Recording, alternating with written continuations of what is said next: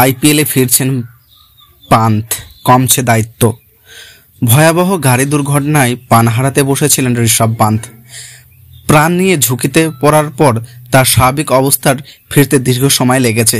সেই কঠিন সময় পার করে শান্ত এখন অপেক্ষায় আছেন মাঠে ফেরার। আসন্ন আইপিএল দিয়ে মাঠে ফিরতে এই উইকেট রক্ষক ব্যাটসম্যানের ইতিমধ্যেই একটি প্রস্তুতি ম্যাচ খেলেছেন। আইপিএলে তার কাঁধেই থাকছে দিল্লি ক্যাপিটালসের অধিনায়কত্ব, তবে কমছে এটির দায়িত্ব। বিসিসিআই সূত্রে বরাত দিয়ে ভারতীয় সংবাদ মাধ্যমগুলো এমনটাই জানিয়েছেন।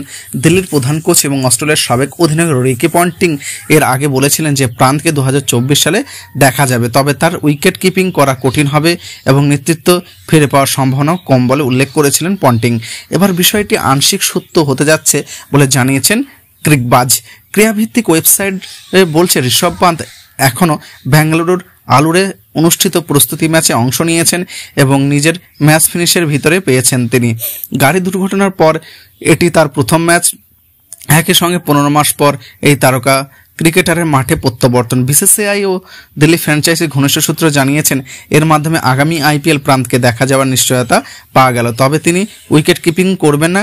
এখনও বেঙ্গালুরু ন্যাশনাল ক্রিকেট একাডেমিতে রিহ্যাব করছেন প্রান্ত। গত কয়েক মাসে তিনি নিজেই চিকিৎসার জন্য লন্ডনে গিয়েছিলেন। প্রতিবেদনে আরও বলা হয় বিসিসিআই এবং দিল্লির সূত্রগুলো 26 বছর বয়সী ক্রিকেটার আইপিএলে নেতৃত্ব দেবেন বলে ইঙ্গিত দিয়েছেন।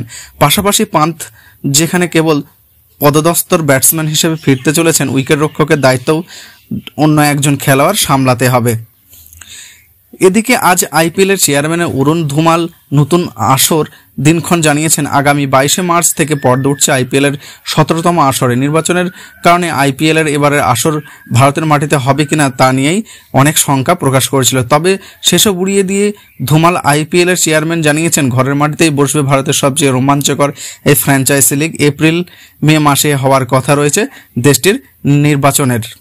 26 বছর বয়সী প্রান্ত ভারত ও দিল্লি ক্যাপিটালসের ব্যাটিংয়ের স্তম্ভের অন্যতম গুরুত্বপূর্ণ শক্তি, তাই তার মাঠে ফেরাটা ভারতীয় দর্শকদের জন্য স্বস্তির খবর। ইতিমধ্যে আন্তর্জাতিক ক্যারিয়ারে তিনি 33টি টেস্ট এবং 30টি ওয়ানডে এবং 66টি টি20 ম্যাচ খেলেছেন। সব মিলিয়ে তিনি 3 ফরম্যাটে 6টি সেঞ্চুরি এবং 19টি হাফ সেঞ্চুরিতে 4123 রান করেছেন পান্ত।